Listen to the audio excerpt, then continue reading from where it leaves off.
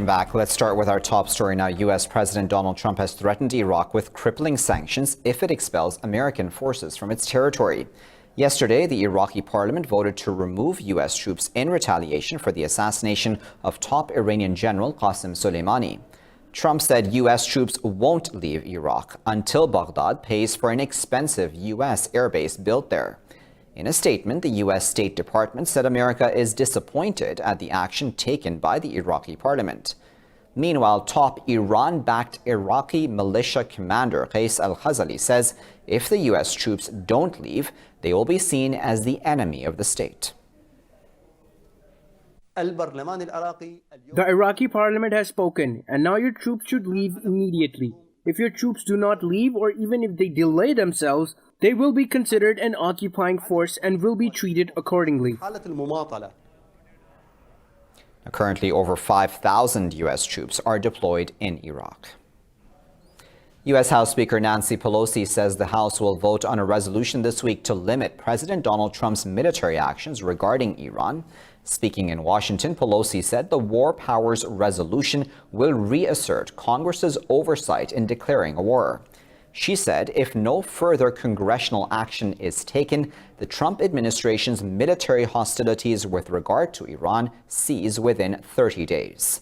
Calling Trump a rogue president, she said this resolution is similar to the one introduced by Senator Tim Kaine in the Senate.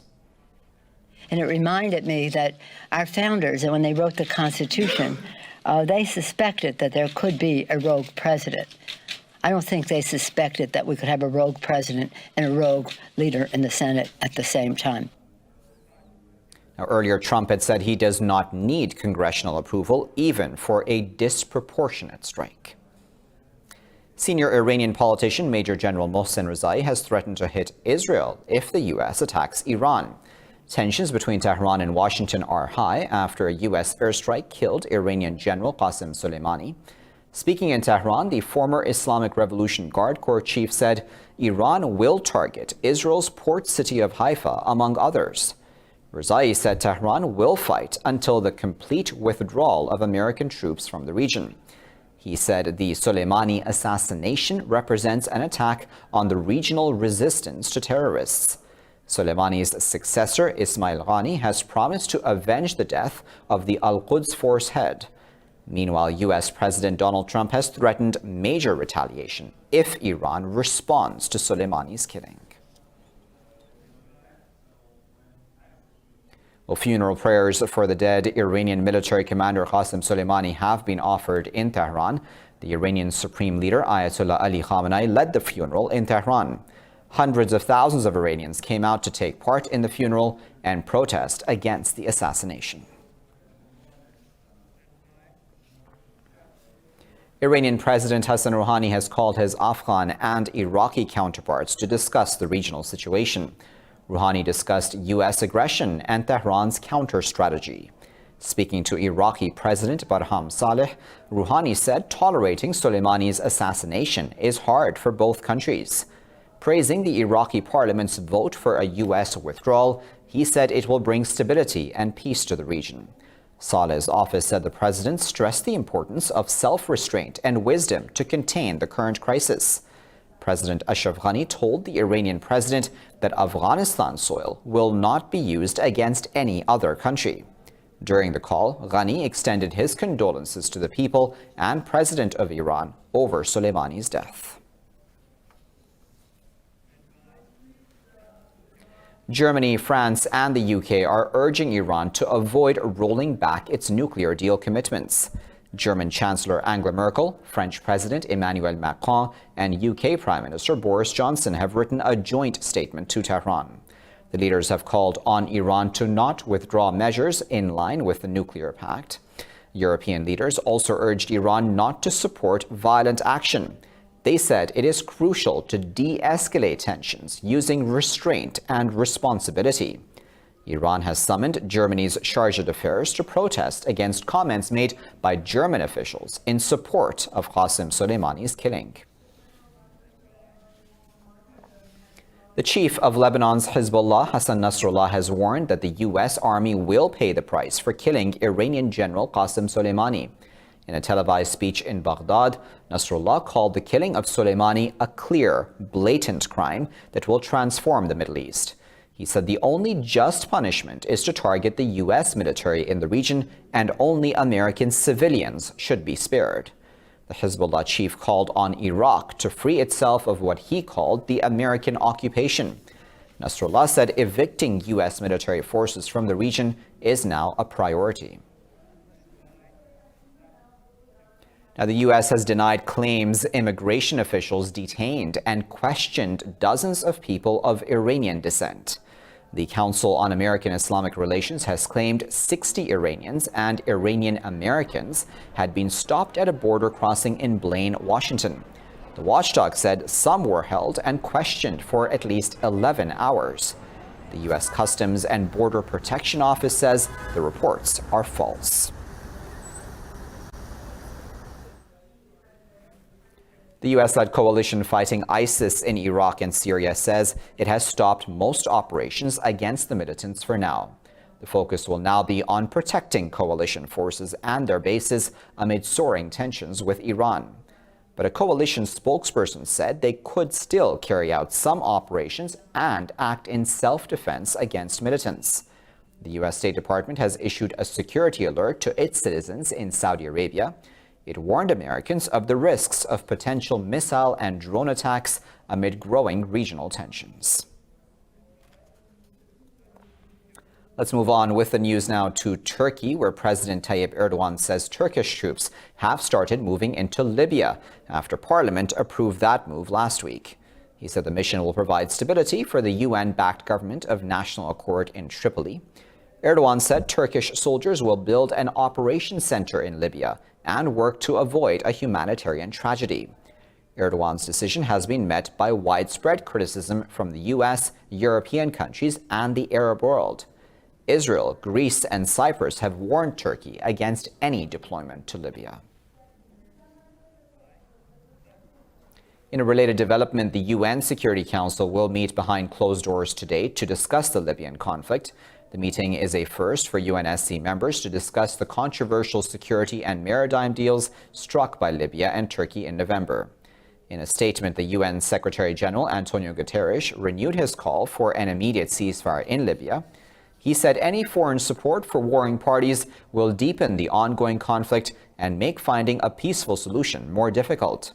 Diplomats say Russian backing for General Khalifa Haftar's forces in Libya can also be raised in today's session.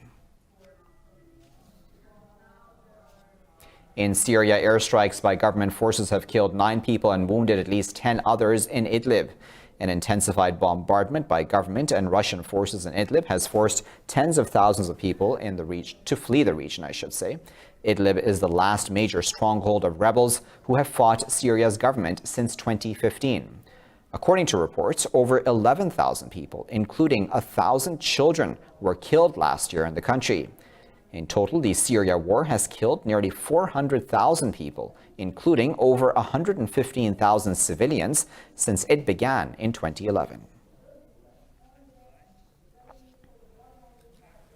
In news coming out of India, countrywide protests have erupted against the attack on students of Jawaharlal National University in New Delhi. At least 30 people were injured after masked men entered the university and beat up students.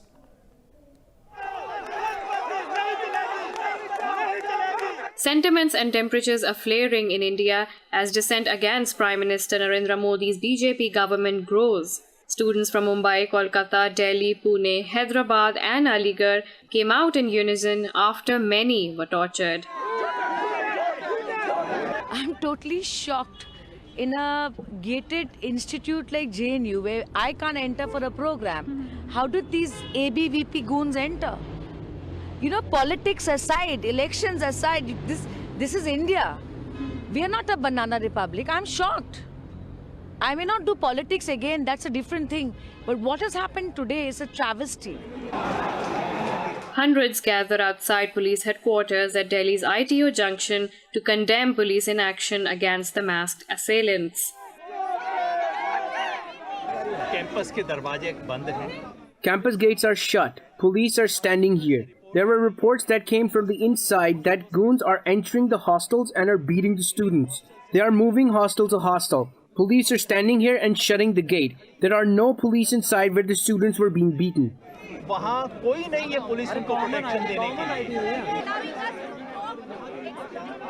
The students of Aligarh Muslim University held a candlelight march. The JNU Student Union has blamed the latest violence on a right-wing student body linked to the ruling BJP political party. Meanwhile, in England, the students of Oxford University also rallied in solidarity with the JNU students.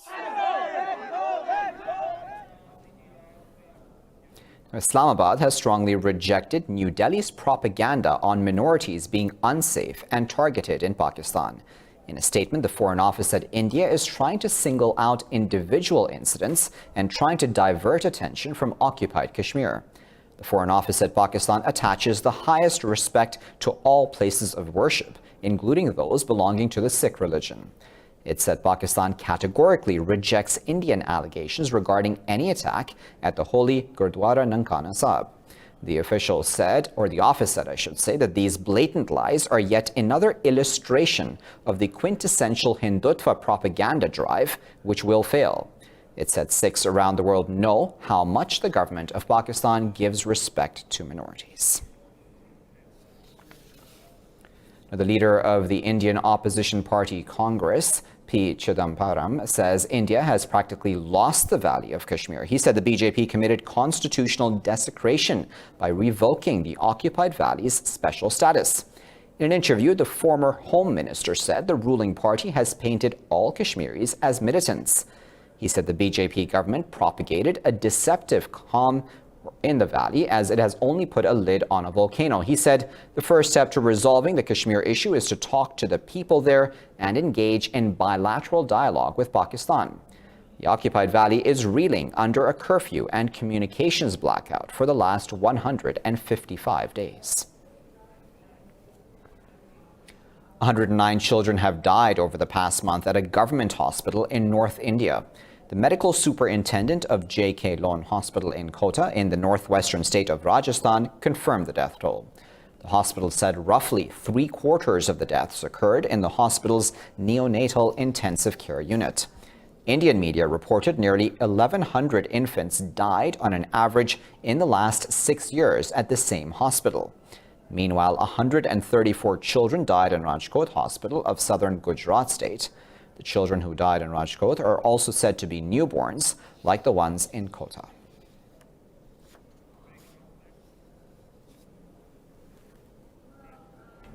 I'll be back after this break with plenty more news. Stay tuned.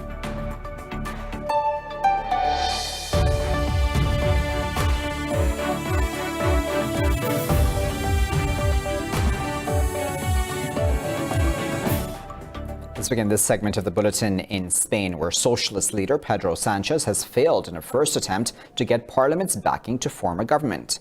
Now he has 2 days to secure Parliament's support to end an 8-month political gridlock. Sanchez needed 176 votes for an absolute majority in the 350-seat assembly to be confirmed as the country's prime minister, but he got 166 votes. He will face Parliament again on Tuesday to win a simple majority to become the Prime Minister.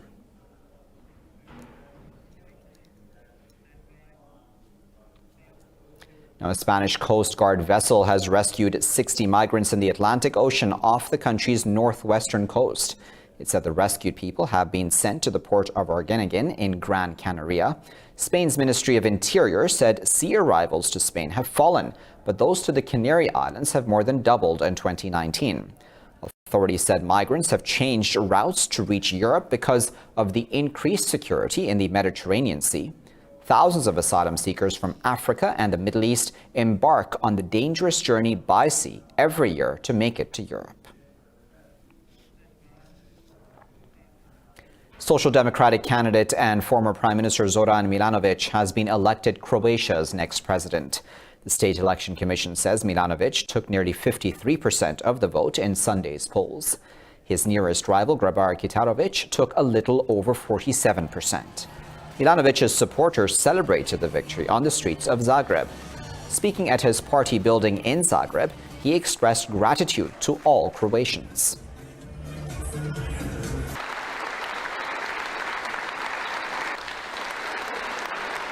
Dragi prijatelji, Dear friends, welcome to the Factory of Victories as I have promised. hvala svima. Thank you to all, those who voted for me and those who did not vote for me, and thank you to my rival, Kolinda Grabar-Kitarovic. I will not make divisions among the Croatian citizens, especially when it comes to the things they are sensitive about and the things they cannot tolerate easily. I na koje imaju naprosto nisku razinu tolerancije. Meanwhile, in Venezuela, 2 lawmakers have declared themselves parliamentary speaker after a tumultuous day in that country's politics. Opposition legislators re-elected Juan Guaido as head of Congress, but were forced to do so from an alternative site. Troops with riot shields blocked Guaido and his supporters from entering parliament. The blockade allowed the ruling Socialist Party to hand the post to legislator Luis Parra.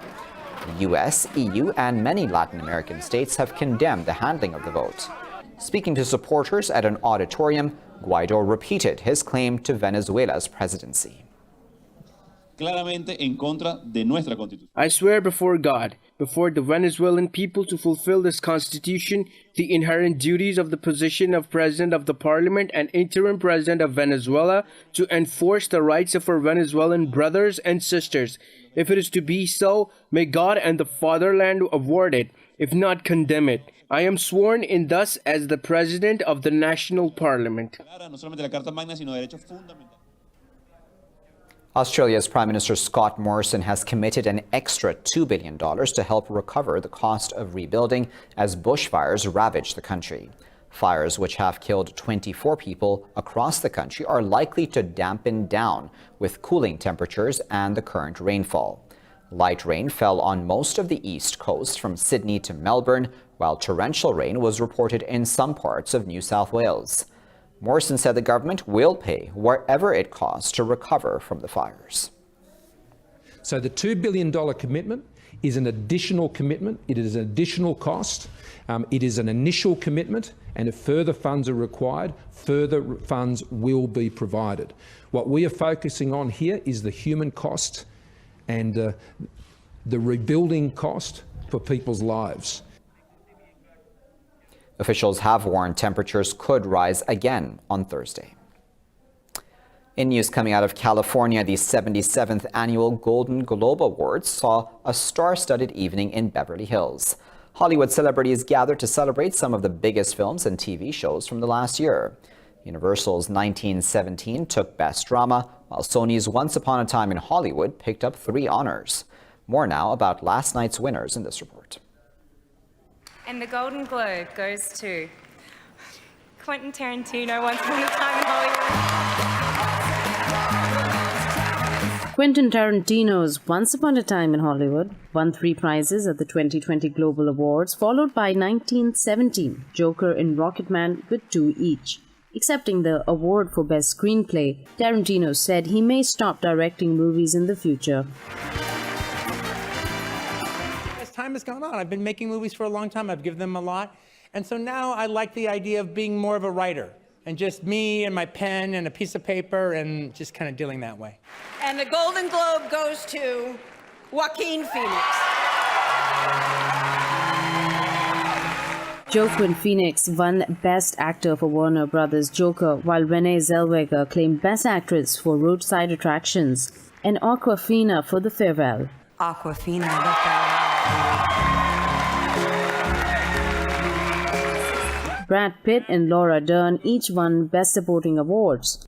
Brad Pitt. Once Upon a Time in Hollywood.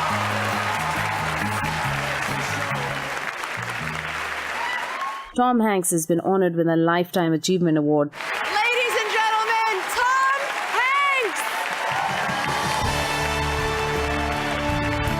The veteran actor won back-to-back Oscars and Golden Globes in 1994 and 1995 for his roles in AIDS drama Philadelphia and comedy drama Forrest Gump.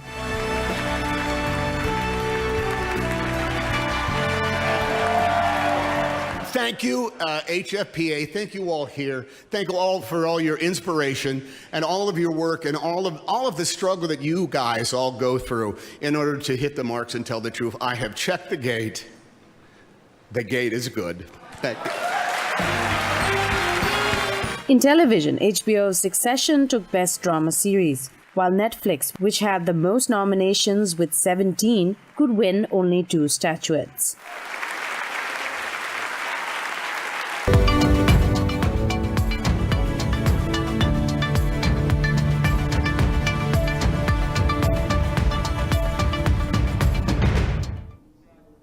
Stock markets across Europe have taken a dip amid escalating tensions between the U.S. and Iran. Investors are offloading equity stocks in favor of gold and energy stocks. Frankfurt's DAX is trading over 1% lower. The CAC 40 in Paris has shed over 0.75% as Air France KLM shares lose 3.5% in early trade. The FTSE 100 is trading over 0.5% lower as Hikma Pharmaceuticals slid over 4.5% after JP Morgan downgraded the stock. In Asia, Nikkei 225 led the losses to close nearly 2% lower, while Seoul's Kospi lost nearly 1% lower. Meanwhile, oil prices have touched a 3-month high after the international benchmark Brent crude gained over 2% to reach over $70 per barrel. The price might rise further over supply concerns amid rising Middle East tensions. Prices jumped nearly 4% on Friday after a U.S. airstrike killed top Iranian commander Qasem Soleimani. The Eurasia Group has predicted a further price rise to $75 per barrel because of the risk to oil infrastructure in the region. The U.S. State Department has warned of a heightened risk of attacks on oil facilities and other targets in Saudi Arabia.